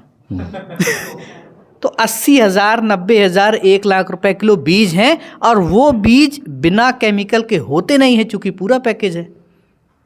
अब ये हम देख लें कि कहाँ खड़े हैं, एक गांव में कितनी ज़मीन है, कितना बीज बाज़ार से आता है, कैलकुलेशन में निकाल के रख ले कि इतनी शुद्ध आय हम बाज़ार को शुद्ध रूप में अपने आप दे आते हैं। किसान इससे बचें। हैं? बच सकते हैं, अपने खेत को इस तरह से डिजाइन कर लिए, बच जाएंगे। वही तो बता रहे हैं, बचने का उपाय ही बता रहे हैं। अभी आपके मन में ये नहीं आ रहा है कि हम बचने का उपाय बता रहे हैं, तो बेकार बढ़ रहा है। हाँ, मतलब बीज लेने ही नहीं जाना, हमने तो पहले दिन बाईपास कर दिया ना, उसका नाल काट दिया। 3 चीज़ों का नाल काटा है आपसे, किसका किसका? धन का, बाजार का, व्यापार का। व्यापार, मुद्रा और बाजार, इससे न समाज खड़ा हो सकता है, ना आपका परिवार खड़ा हो सकता है, ना देश खड़ा हो सकता है, ना धरती खड़ी हो सकती है। अखंड समाज, सरकार भर चल सकती है। आएंगे, कितनी सावधानी, सरकार के कुछ स्वरूपों की जरूरत आएंगे, उसमें आएंगे। तो अब 5वें में चलते हैं, अधिकतम रोजगार का सिद्धांत। तो हालांकि इसका बीज रूप से मैं बात कर चुका हूं। मान लीजिए मैं 30 बीघे का काश्तकार हूं, तो मैं इसमें मेरी क्या क्या जिम्मेदारियां हैं, तो ये बात हो गई है। खतौनी प्रकृति ने नहीं बनाई है, हमने बनाई है। प्रकृति नहीं जानती है कि ये क्यों 30 बीघा अपने पास रखे है। प्रकृति तो ये जानती है अगर इसके पास 30 बीघा है तो इसकी क्या क्या जिम्मेदारियां हैं, उन जिम्मेदारियों का निर्वाह नहीं करेगा तो इसको कौन कौन सी सजाएं देनी है, तो वो देती रहती है, छीनती रहती है। तो कैसे कैलकुलेट करें? मैंने कैसे कैलकुलेट किया? मैंने ये किया कि मान लीजिए इस पूरे गांव में 3000 बीघे का रकबा है और 3000 लोग ही रहते हैं।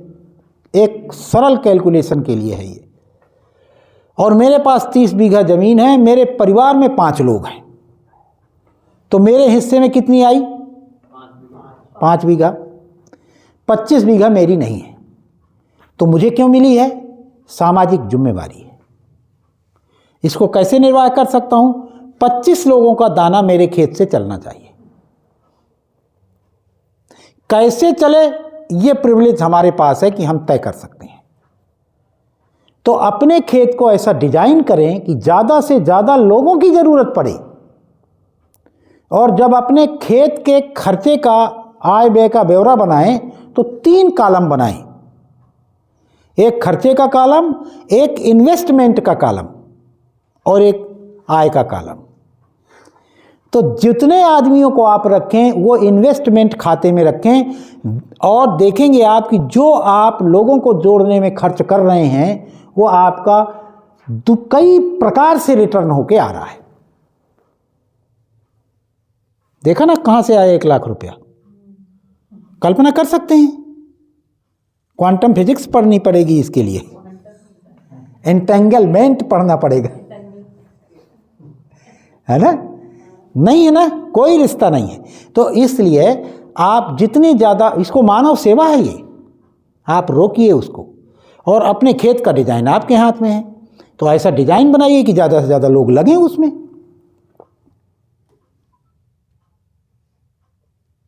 आप देखेंगे कि तभी हम सामाजिक जिम्मेदारी भी निभा पाए और राष्ट्र की, अच्छे राष्ट्र का एक प्लेटफॉर्म भी हमने बना दिया। तभी वो धन हमें सुख देगा, समृद्धि का एहसास कराएगा, नहीं तो हरदम लूट का एहसास कराता रहेगा और वो पैसा जाएगा भी। एक लड़का चला गया, मैं उसके सवेरे कह रहा था कि तुम इसी तरह दवा करवाते घूमोगे यदि उपकार नहीं शुरू करते हो। साल भर में उसका खर्चे है 1.5-2 लाख रुपए का दवा का।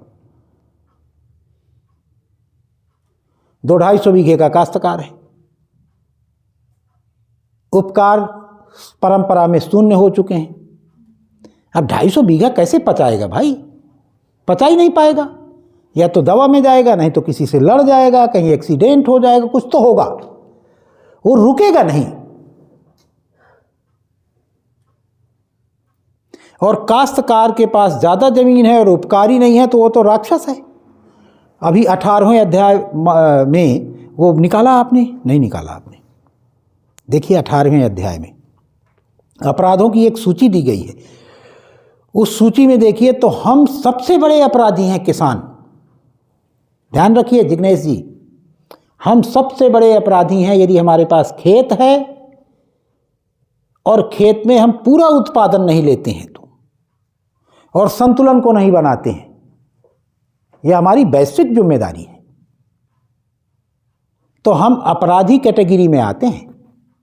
इतना बड़ा अपराध किसी आईएएस का भी नहीं है, आईपीएस माने जो अपराध में भी शामिल हैं, खनिज खोदते हैं, कुछ करते हैं, उसके अपराध हैं, लेकिन इतना बड़ा अपराध नहीं है जितना एक किसान के पास खेत होते हुए भी पूरा का पूरा उत्पादन नहीं लेता है, संतुलन को उसमें नहीं बनाता है।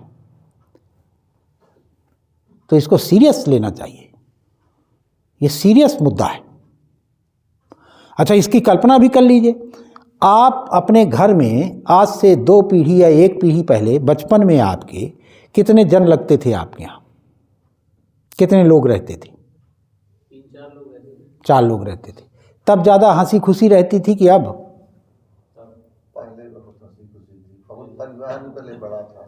परिवार बड़ा था और उसके काम करने वाले बड़े थे। वही तो मैं ध्यान दिलाना चाहता हूँ। हर 20 बीघे में एक आदमी था। अगर 100 बीघे का काश्तकार था तो परिवार भी उसका 15-20 लोगों का था, और 15-20 के बाद अभी 5-10 लोग काम करने वाले थे। और कितनी हंसी खुशी रहती थी, कोई कमी रहती थी क्या? आनंद ही आनंद था। तो ध्यान करके, हाँ अभी आखिरी में 18 है ना, नीचे चले जाइए। अपराध मानव का लक्ष्य नहीं है।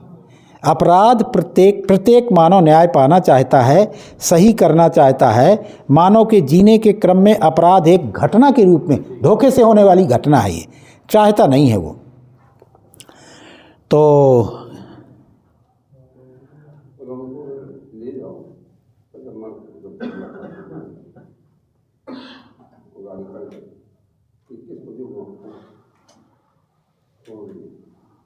पर नारी, पर पुरुष एवं पर पीड़ा के रूप में सामाजिक अपराध, पर धन, पर पुरुष, पर पीड़ा के रूप में सामाजिक अपराध, संग्रह, द्वेष, अविद्या एवं अभिमान के रूप में वैचारिक अपराध।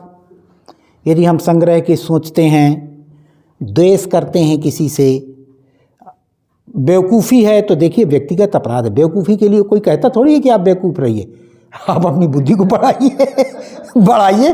कोई ये नहीं कह सकता कि यार मैं बेवकूफ़ हूँ और मैंने मार दिया तुम्हें, मैं बेवकूफ़ हूँ, अब 302 का मुकदमा नहीं चलेगा। चलेगा भाई, तुमसे किसने कहा कि तुम बेवकूफ़ रहो? माने बेवकूफ़ रहना अपना निर्णय है, ठीक है ना। तो अविद्या एवं अभिमान करना, ये 4 वैचारिक अपराध हैं। युद्ध, वध एवं विध्वंस के रूप में राष्ट्रीय अपराध है। प्राकृतिक ऐश्वर्य का शोषण, डीएपी यूरिया डालना, नदी से बालू निकालना, पहाड़ को काटना, बांध बनाना, माने प्राकृतिक ऐश्वर्य का शोषण, दुरुपयोग एवं उसके संवर्धन में विघ्न के रूप में अंतर्राष्ट्रीय अपराध है। अब खेत देना क्या चाहता है और हम लेना क्या चाहते हैं, ये हम अंतर्राष्ट्रीय अपराध की कैटेगरी में आ जाते हैं। इसलिए बहुत सीरियस मुद्दा है। अपने खेत में संतुलन बनाना, संतुलन बनाते ही एक विशेष प्रकार की खुशी का एहसास आपको होगा। न बनाने पर जो भार जैसा है, सब कुछ होने के बाद भी अभी क्या है, दूसरे कहते हैं आपके पास बहुत है और हम यहाँ से वहाँ, वहाँ से यहाँ, ये तो हो गया ना, यहाँ से वहाँ, यहाँ से यहाँ घूमते रहते हैं। तो हमारे पास जो है उसका मूल्यांकन ही नहीं कर पाते हैं और जो नहीं है उसके पीछे भागते रहते हैं। ये जो खालीपन है कहाँ से आता है? इससे आता है। हमारे पास जो है उसको हम सदुपयोग नहीं कर रहे हैं, तो जो नहीं है उसके पीछे दौड़ते रहते हैं, वो कभी भरता नहीं है। तो अपने खेत में डीएपी डालना, यूरिया डालना, माने उसमें विघ्न पहुंचाने की कैटेगरी हो गई ना यार। उसके उत्पादन में विघ्न पहुंचाना, अर्थात हाइब्रिड सीड डालना, ये सब विघ्न पहुंचाने की क्रियाएं हुई ना। तो हम भी वहीं पर खड़े हैं जहां पर खनिज खोदने वाला खड़ा है, इसीलिए किसानों का भी हित नहीं हो पा रहा है। तो अधिकतम लोगों को अपने खेत में रोकना और खेत को अपनी तरह से विकसित करना, इसको रोक के देखिए। ये मेरा किया हुआ प्रयोग है। ये जितने ज़्यादा लोगों को आप अपने खेत में जोड़ेंगे, आप अपने समृद्धि का एहसास करेंगे। ज़्यादा टाइम हो गया लगता है ना। 6वां है, अंतिम है, आवर्तनशीलता का सिद्धांत। तो आवर्तनशीलता का सिद्धांत तो तुमने इससे पहले हुई थी, तो बता ही दिया होगा। बीजानुसंगीयता, वंशानुसंगीयता, विचारानुसंगीता, ठीक है ना। अब 4 सावधानियां हैं, जल्दी जल्दी कर लेते हैं। तो प्रकृति के बदलाव से 4 जगह सावधान, जब खेत का डिजाइन बनाएं या खेती करें तो 4 जगह हरदम सावधान रहें। पहली सावधानी, बदलते हुए मौसम से। क्लाइमेट चेंज का समय चल रहा है, वर्षामान में बदलाव हो रहा है, वायुमान में बदलाव हो रहा है, तापमान में बदलाव हो रहा है। हम फसलें अगर वही लिए चले जाएंगे तो निश्चित रूप से कहीं ना कहीं हम धोखा खा जाएंगे। तो इसका अध्ययन करते रहें, कैसे बदलाव हो रहे हैं, उन बदलावों के साथ कैसे हमें तालमेल बिठाना है खेत का, इस चीज़ से सावधान रहें। परंपरा में जो चला आ रहा है हर जगह वो फिट होने वाला नहीं है। दूसरी सावधानी, सरकार के हस्तक्षेप से। सरकार कहाँ कहाँ हस्तक्षेप करती है?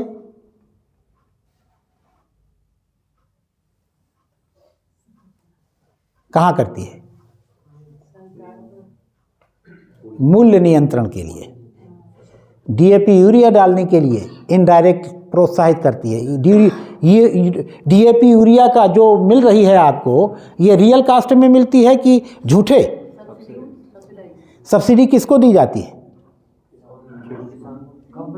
देख लीजिए किसको दी जा रही है सब्सिडी। सरकार ने आज तक किसान को कुछ दिया है? नहीं। किसानों के नाम पर केमिकल फैक्ट्री को बढ़ावा दिया जा रहा है, नाम किसानों को लिया जा रहा है, बस उन्हीं को बढ़ावा देने के लिए किसान का गला और अपने खेत की धरती को बर्बाद किया जा रहा है। ठीक, तो सरकार यहां हस्तक्षेप करती है। अप्रत्यक्ष रूप से किस चीज को बढ़ावा देना है उसको पैसा देती है।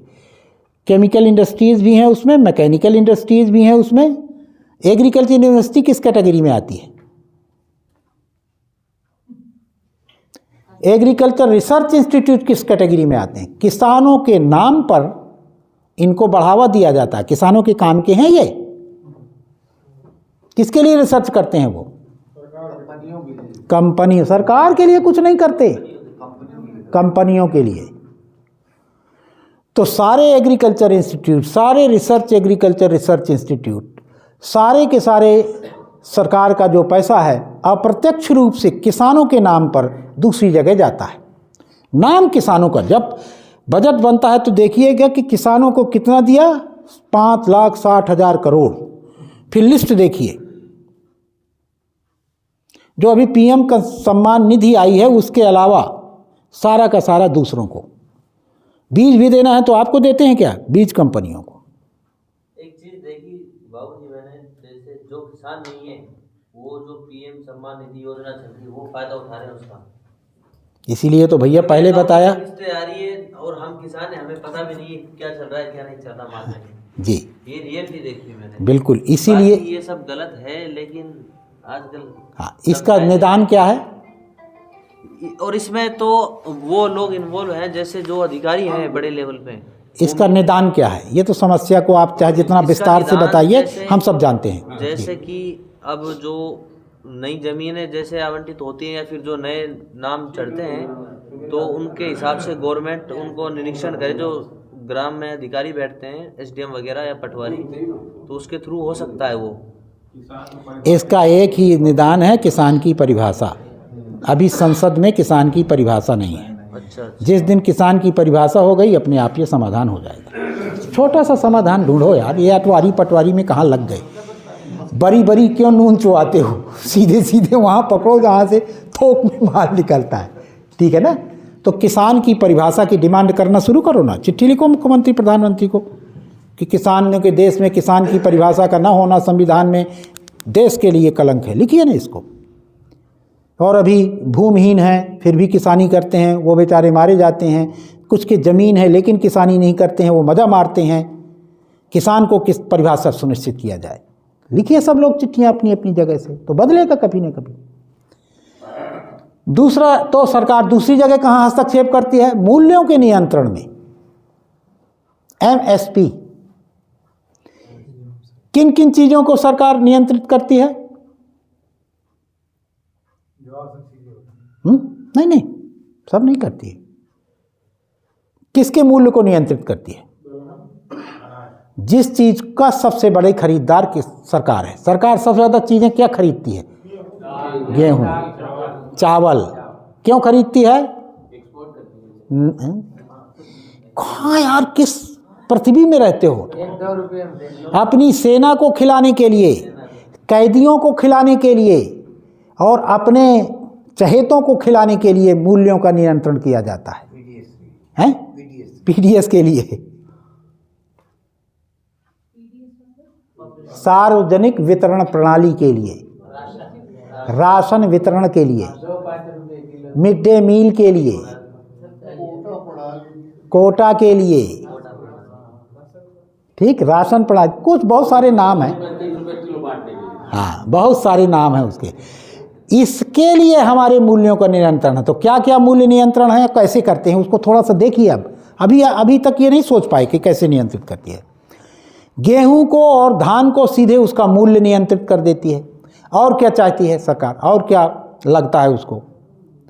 आलू, दूध, प्याज नहीं नियंत्रित करती है। इसीलिए प्याज का दाम उड़ जाता है। वो चीनी है। तो चीनी को कोऑपरेटिव सोसाइटीज़ के द्वारा, इनडायरेक्ट कोऑपरेटिव सोसाइटी को स्पून फीडिंग करती है ना, चीनी का रेट घटा रहे। आलू का कोल्ड स्टोरेज के द्वारा, सहकारी कोल्ड स्टोरेज के द्वारा आलू किसानों से निकलते समय खरीद के वो फुल कर दिए जाते हैं, फिर सरकार निकालती रहती है। और दूध को कैसे करती है? अमूल के द्वारा, सरस के द्वारा, सांची के द्वारा, पराग के द्वारा। और इनको अंदर खाने पैसा दे आती है अमूल वालों को। इस साल अमूल को 3,000 करोड़ दिया गया, 500 करोड़ दिया गया। काहे के लिए? बाजार में रेट न बढ़ने पाए दूध का। ताकि जो दुग्ध उत्पादक असली किसान हैं वो फ़ायदा ना पा जाए। तो इस तरह से जो आवश्यक वस्तुएं हैं उनके रेट्स को रेगुलेट करती है सरकार। तो किसान को इस बारे में जागृत होना चाहिए, जिन चीज़ों को सरकार रेगुलेट करती है उसको पैदा ही मत करो, अपने भर के लिए पैदा करो या कोई भी तरीका निकाल लो। बहुत सारी चीज़ें एक साथ पैदा करो तो मौसम की मार से भी बच जाएंगे और सरकार से भी बच जाएंगे। दालें नहीं कंट्रोल करती है। दालों को कंट्रोल करती है कैसे? मलेशिया से मंगा लेगी। जैसे ही 120 रुपए को क्रॉस करेगी दाल, वैसे ही आप देखिए मलेशिया से एक लाट आ जाएगी, 10 दिन के अंदर आ जाती है। तेल को रिफाइंड से, पाम ऑयल से तुरंत। तो सरकार बहुत तरीके से किसानों को कंट्रोल करती है। यह किसान, इसीलिए किसानों को नीति बनाने की जगह में नहीं जाने देती है। और ये जो किसान यूनियन वाले किसान है ना, ये इन्हीं के बनाए किसान हैं, क्योंकि ये मांगते रहते हैं 1 करो 3 रुपए बढ़ा दो, 1 रुपए 3 पैसे बढ़ा दो, 5 रुपए 3 पैसे बढ़ा दो, क्योंकि किसानों का ध्यान जाए इस तरफ कि यहीं उलझे रहना है। उनसे अपने मूल्यों की स्वतंत्रता की मांग नहीं करनी है कि जब तुम मारुति का रेट नहीं लगाते हो, सुई का रेट के लिए फैक्ट्री को माने स्वतंत्र छोड़े हुए हो, रसगुल्ला बेचने वाला अपना रेट अपनी तरह से लगा सकता है। भाई किसान को भी मुक्ति दो। तुम ये क्यों विभाग बनाए पड़े हो इसको?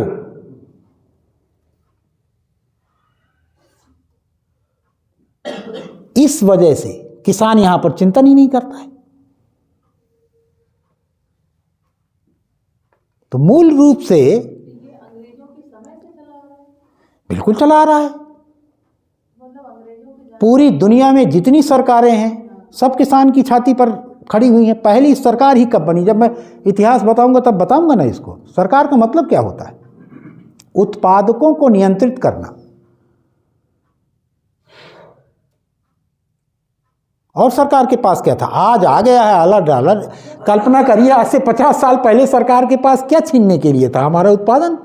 उसी से सरकार चलती है। बिल्कुल। और आज के अर्थशास्त्र का जानती हैं क्या नाम है? उत्पादकों के धन को अनुत्पादकों के पास पहुंचाने के कुतर्क शास्त्र का नाम है अर्थशास्त्र।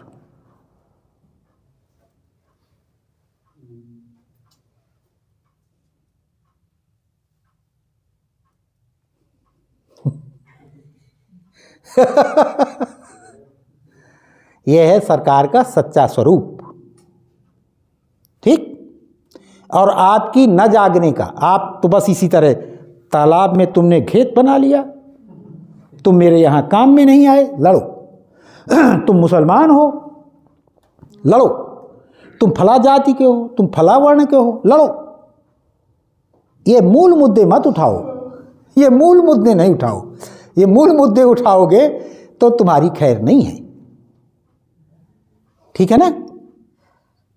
तो सरकार का ये वास्तविक स्वरूप है कि माने दोनों सिरों में नियंत्रित करती है वो। इस तरफ इनपुट में भी इनडायरेक्ट नियंत्रण है, आउटपुट में डायरेक्ट नियंत्रण है। अब कैसे किसान सरसब्ज हो सकता है? तो उसका तरीका आप लोगों को सरकार से लड़ सकते नहीं हैं, क्योंकि सरकार तो हमारी ही है। तो क्या कर सकते हैं? बोचक सकते हैं उससे। तो बोचक लीजिए। कैसे बोचक सकते हैं? तो एक ही तरीका है बोचक सकने का, माने उससे बचने का, कि हम बहुत सारी चीज़ों का उत्पादन करें और जिसको प्रोसेस कर सकते हैं उसी का उत्पादन करें। ना बाजार ले जाने के लिए कुछ उत्पादन करें, ना बाजार से लाने के लिए उत्पादन करें। तो निकल सकते हैं ना इससे। दूध जितना बनाए नहीं तो खोआ बना के बेचें, दूध बना के ना बेचें, लेकिन आपका नुकसान हो जाएगा फिर तो।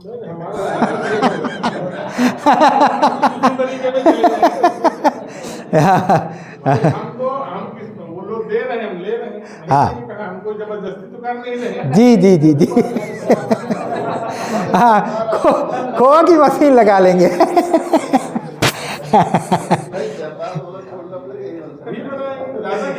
हाँ, घी तो दाम का दाम गुठली के दाम है।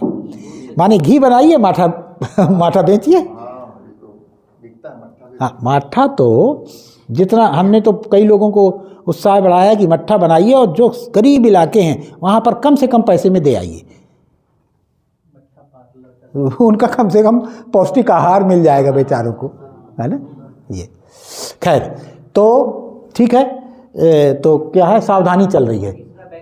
हाँ, तो सरकार के हस्तक्षेप से कैसे कैसे सावधान रहना अपने आप बन गया होगा, अपना अपना तरीका निकालने। हमारा काम है आपको ध्यान दिलाना कि सरकार कहाँ कहाँ किस किस प्रकार से हमारे गरीब बनाए रखने के लिए सतर्क रहती है, तो उसको अपना समझ लें।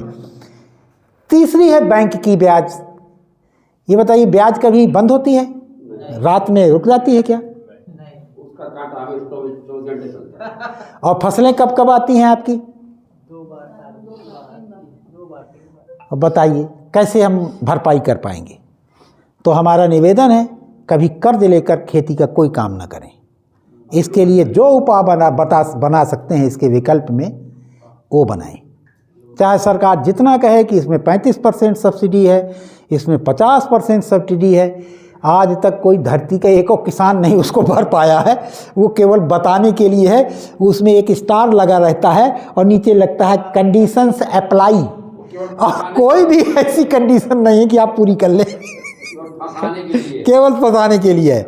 इसलिए किसान अपनी यूनियन बनाए, इसके लिए किसान अपने साथ में आए, और हरदम किसी न किसी किसान के पास ज़्यादा होता है कम होता है तो आपस में पूल बना लें। जैसे 10-12 किसान आपस में मिलके 100-100, 200, 50-50 रुपए इकट्ठा कर सकते हैं हर महीने। वो धीरे धीरे बढ़ के बहुत बड़ा अमाउंट हो जाता है। फिर उस अमाउंट का बिना ब्याज के एक दूसरे के लिए प्रयोग करके अपने आप को इस तरह की विपत्तियों से निकाला जा सकता है। लेकिन किसानों को अपने स्तर पर इसको करना चाहिए, सरकार को इन्वॉल्व नहीं करना चाहिए। बैंक को इन्वॉल्व किया, आप फंसे। सब्सिडी से सावधान, बैंक से ही सावधान। अच्छा, लोन भी किस चीज़ का मिलेगा ये भी एक अध्ययन की बात है, जिसमें जैसे भैंस के लिए आपको गाय के लिए तुरंत मिलेगा। क्यों मिलेगा? ये सरकारें क्यों अचानक उदार हो जाती हैं? हम नंदिनी गायशाला के लिए बैंक, और देखिए पूरे देश में अलग रहा। आपके यहाँ कौन से चल रही है स्कीमें दिलुबा? गाय भैंस के लिए मिलता है ना, लोन मिलता है, सब्सिडी 50-50%। क्यों? जो हमारा सरकार हर जगह पर हमारे समृद्ध ना होने के लिए डंडा लेके खड़ी है, अचानक यहाँ पर कैसे उदार हो जाती है? इसका अध्ययन करिए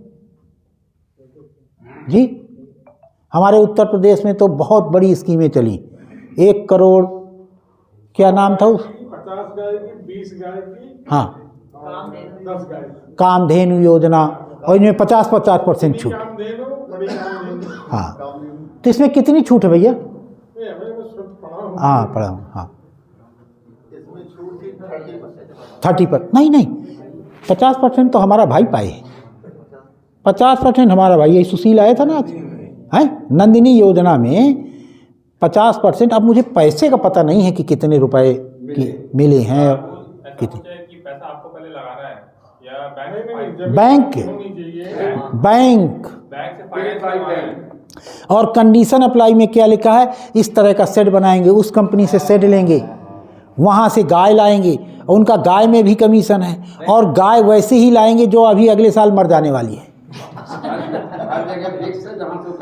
वहीं से ले जाना पड़ेगा आपको।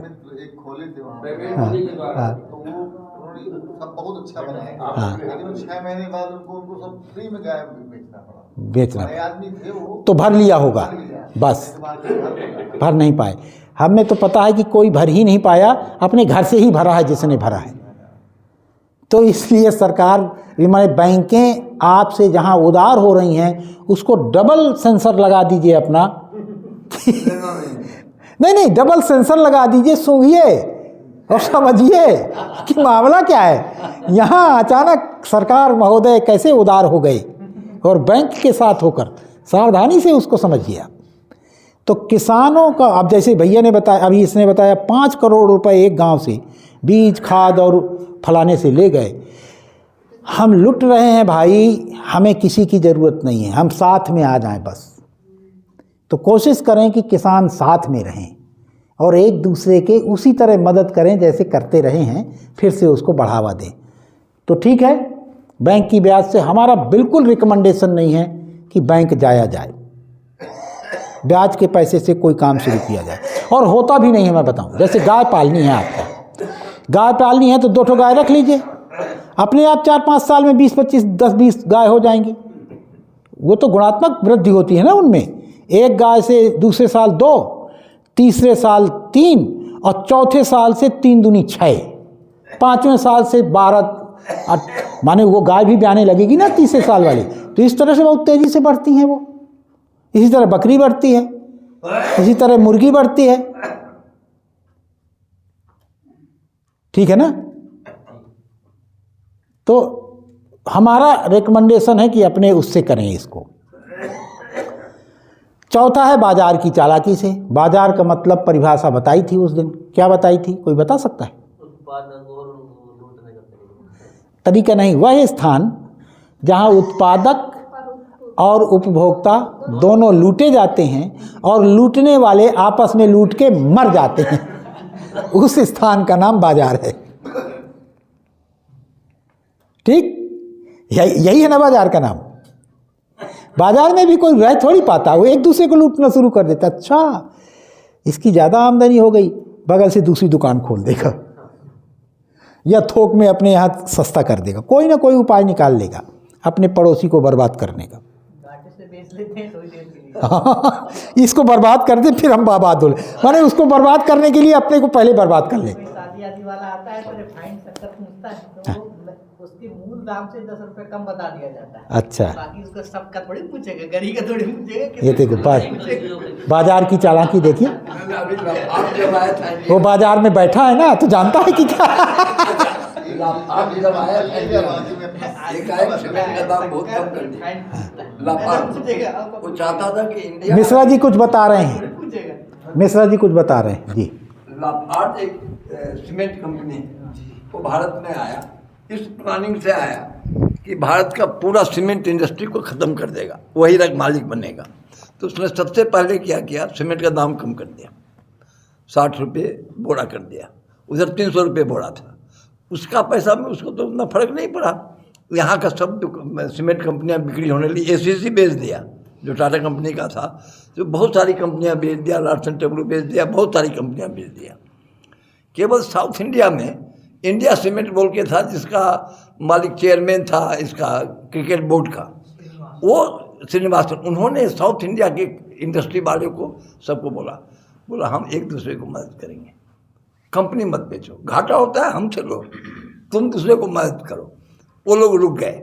तब देखा लाफार्ज जो अब नहीं हुआ, तो लाफार्ज खरीदना बंद कर दिया, अब फिर अपना सीमेंट का दाम वही कर दिया जो पहले बेचता था। बहुत सारा तो अधिग्रहण कर ही दिया था, तो आज ज़्यादा सीमेंट कंपनी लाफार्ज का है, ये विदेश की कंपनी है। तो ऐसे तो बड़े में जो बोलते हैं ना आपस में कट के मरने वाला, वो वही है। इससे सरल उदाहरण बताऊं, इनको पता है, जियो का, रिलायंस का सिम, जियो का सिम, जियो का सिम पहले कितने रुपए का था, अब कितने रुपए का आप देखिए।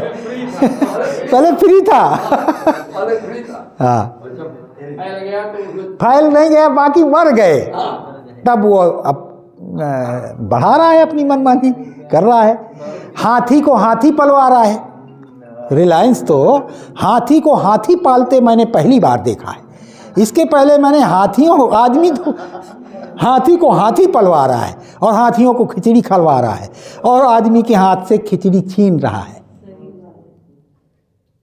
शादी करता है 5,000 करोड़ की और सिम में दाम बढ़ा के 1 महीने में वसूल लेता। क्या बाड़ी, बहुत शानदार कलाकार है वो। हाँ, तो ये बाजार का काम है। तो इस तरह से 4 सावधानियाँ और ये 6 सिद्धांत अपने खेत को डिजाइन करते समय रखें। आप लोगों ने ध्यान से सुना, इसके लिए धन्यवाद।